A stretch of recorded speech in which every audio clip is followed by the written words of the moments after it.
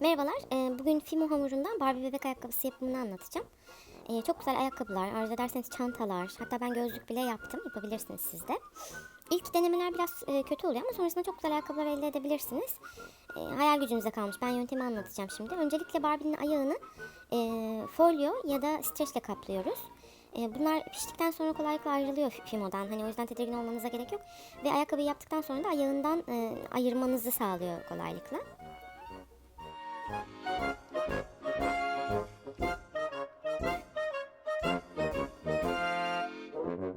İki ayağı da kapladıktan sonra Fimo'yu yumuşattım.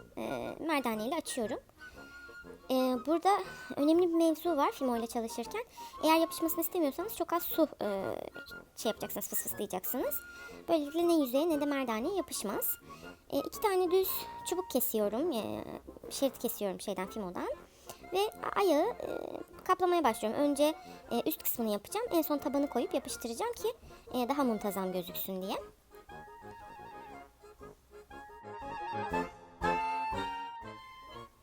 Şimdi ayakkabının arka kısmını yaptım. Hafif bunu tabana doğru döndürüyorum ki yapışsın. Hemen atmasın. Tabanını da yapıştıracağız ya. Atmasın diye ayağın altına doğru döndürüyorum uçlarını.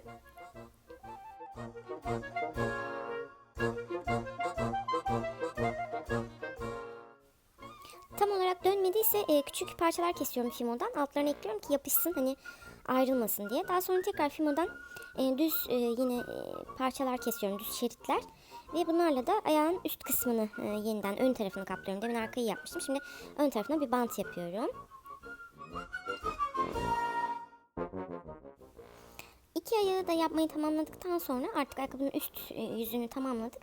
Şimdi tabana geçiyorum. Bunun için yine Fimo'yu ince bir şekilde açıp ayakların ölçüsünde keseceğim. Burada isterseniz siz kağıttan kalıplar da kullanabilirsiniz. Ben kullanmadım. Çok ihtiyaç olmadı. İşaretlerimi koyup ayağın şekline uygun bir şekilde kestim. Zaten sonrasında elime aldıktan sonra da işte hafif esnetiyorum, büyütüyorum, küçültüyorum. Hani kolay oluyor. Çok da illa kalıba gerek yok.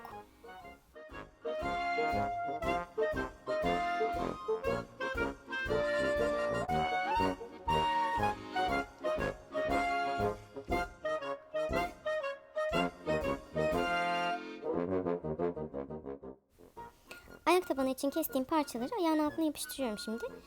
Güzelce bastırmalısınız, hani çıkmaması, güzel yapışması için.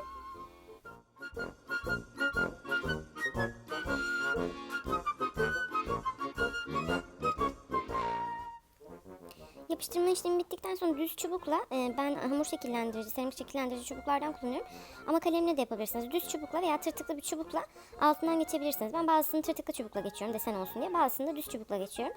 Hem düzelsin hem de tabana tam olarak uyum sağlasın. Hem yanları yapışsın diye. Burada biraz sizin zevkinize kalmış. Yan tarafta parça birleşimlerini arzu ediyorsanız üzerinden çubukla geçerek kapatabilirsiniz. Ya da yok ben bant görünümü kalsın istiyorum derseniz çok da fazla üstünden geçmeden, yapısını bozmadan bırakabilirsiniz. Bu düz ayaklı bir Barbie değildi. Bazı Barbie'ler düz ayaklı. Bunu topuk yapmamız gerekiyordu. Topuklu ayakkabıya uygun ayak yapısındaydı. O yüzden yine küçük bir Fimo parçasını rulo yaptım. Elimde rulo haline getiriyorum tekrar. Bundan parça kesip topuğa koyacağım. Arzu ediyorsanız topuk daha kalın olsun derseniz içine ataç parçası, kürdan parçası, işte çöp şiş çubuğu gibi şeyler koyup ondan sonra kaplayarak yapabilirsiniz. Ben ince bir topuk olsun diye düşünmüştüm. O yüzden bu şekilde yaptım sadece Fimo ile. Zaten Fimo piştikten sonra gayet sağlam bir yapı kazandığı için illa içine bir şeyler koymaya gerek kalmıyor. Güzelce sabitledim ve bu ayakkabımız hazır. Şimdi bu aşamada folyoyu birazcık böyle genişleterek ayakkabıyı ayaktan çıkartıyorum yapısını bozmadan. Folyoyla pişireceğim.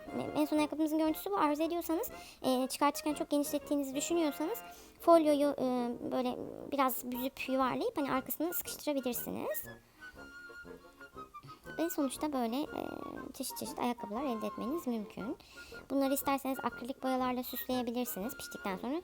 100 derecede ben 1 saat pişiriyorum. Aslında yarım saat yazıyor ama 1 saatte daha sağlam bir yapıya ulaştığı için ben 100 derecede 1 saat pişiriyorum.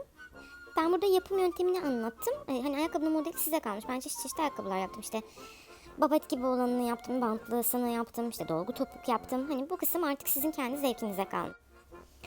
Böylelikle bir anda bir sürü ayakkabınız olmuş oluyor. Kız çocukları bunları çok seviyorlar. Yani Barbie'den ziyade aksesuarı herhalde hoşlarına gidiyor. Benim kızım çok eğlendi.